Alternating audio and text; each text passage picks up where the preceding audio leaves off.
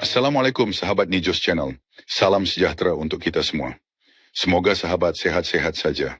Amin. Kali ini saya mengajak sahabat untuk flashback menyaksikan peristiwa Mei 1998 yang merupakan kisah kelam dalam sejarah Indonesia yang menandai puncak krisis multidimensi, kerusuhan rasial, serta titik balik kejatuhan pemerintahan Orde Baru menuju era reformasi. Semoga tayangan ini dapat menambah ilmu dan wawasan kita semua dan membuat kita menjadi pribadi yang lebih baik. Jangan lupa like, share, komen, subscribe, dan nyalakan lonceng notifikasinya. Sahabat Nijos Channel, peristiwa Mei 1998 bukan sekadar kerusuhan. Ia adalah luka sejarah, ia adalah malam panjang ketika negara seolah kehilangan kendali dan rakyat dibiarkan bertahan sendiri. Pada video kali ini, kita tidak membahas Mei 1998 dari buku pelajaran, tetapi dari kesaksian langsung seorang perwira TNI yang mencatat apa yang ia lihat, ia rasakan, dan ia pertanyakan. Kisah ini diambil dari buku intelijen, catatan harian seorang serdadu, karya Brigjen TNI Purnawirawan Slamet Singgih.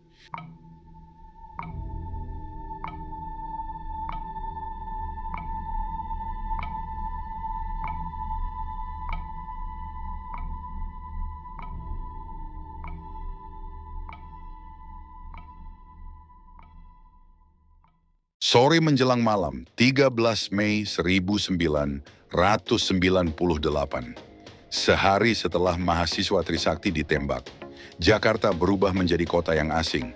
Gedung-gedung terbakar, mobil-mobil dijarah, asap hitam membumbung dari berbagai sudut kota.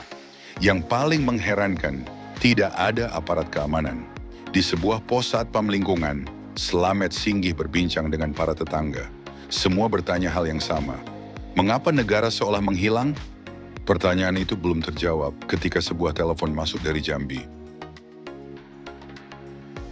Telepon itu datang dari seorang sahabat lama, Hussein. Dengan suara panik, ia memohon bantuan. Putrinya, Mary, terjebak di kompleks Green Garden, Jakarta Barat. Lingkungan sekitar rumahnya telah dijarah dan dibakar massa. Slamet Singgih saat itu bukan lagi prajurit aktif. Ia tak punya pasukan, tak punya pengemudi dinas. Namun ia membayangkan satu hal, bagaimana jika itu anak saya? Dengan segala risiko, ia memutuskan berangkat. Ia menghubungi Batalion Arhanud di Bintaro. Bantuan datang, Kapten Agus Pratikno dan satu anggota. Malam itu mereka menembus kota yang sedang terbakar. Mobil mereka dilempari batu, dicegat massa, dikepung amarah. Tetapi mereka terus melaju. Dan lagi-lagi satu pertanyaan menghantui. Di mana aparat negara?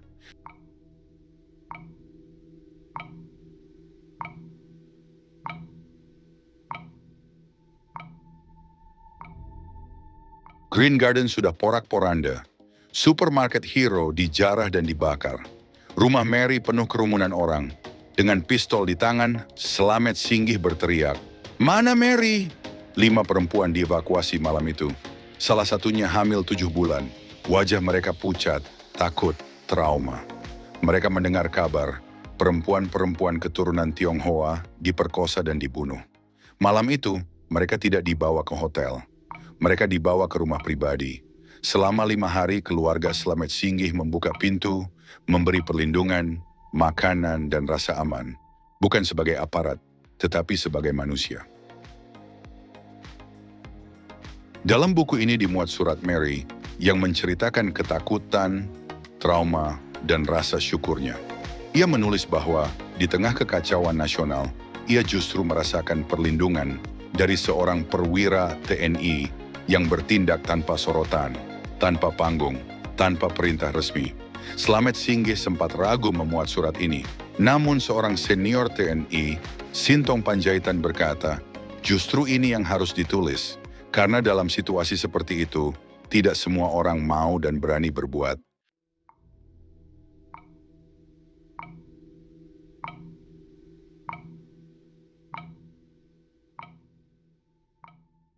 Setelah peristiwa itu, Slamet Singgih merenung.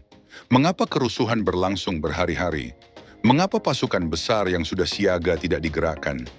Mengapa baru pada 15 Mei, aparat terlihat, saat tak ada lagi yang bisa dijarah? Ia mencatat pola yang mencurigakan. Selalu ada tim pelopor berjumlah kecil, terorganisasi, yang memprovokasi massa sebelum pembakaran. Ia membandingkannya dengan peristiwa Tanjung Priok 1984, di mana tindakan cepat aparat justru mencegah bencana lebih besar. Pertanyaannya tajam dan dibiarkan terbuka. Apakah Mei 1998 murni chaos atau ada rekayasa yang dibiarkan terjadi? Sahabat Nijos Channel, kerusuhan Mei 1998 bukan hanya soal politik dan kekuasaan. Ia adalah soal kehadiran negara. Dan ketika negara absen, yang tersisa hanyalah nurani manusia. Kisah ini mengajarkan satu hal.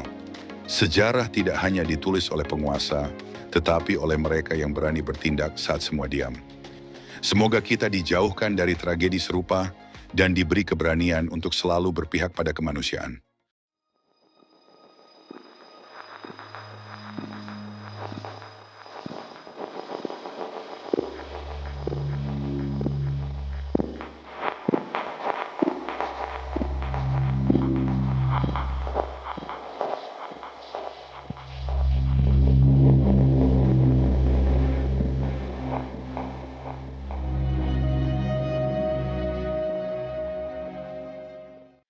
Terima kasih telah menyaksikan video ini hingga selesai.